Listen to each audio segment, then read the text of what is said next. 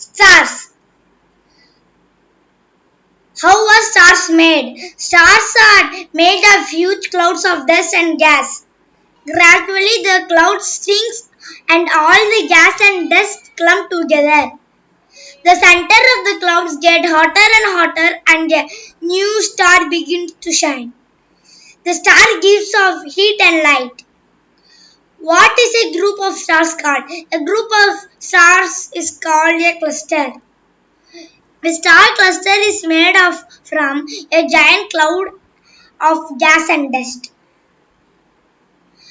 Some clusters contain just a few stars, others contain hundreds of stars and they look like a big ball of light.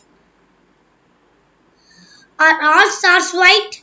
Only the more giant stars shine with a bright white light. This is because they are extremely hot. Smaller stars such as our sun are not so hot. They look yellow instead. Very small stars are colored still.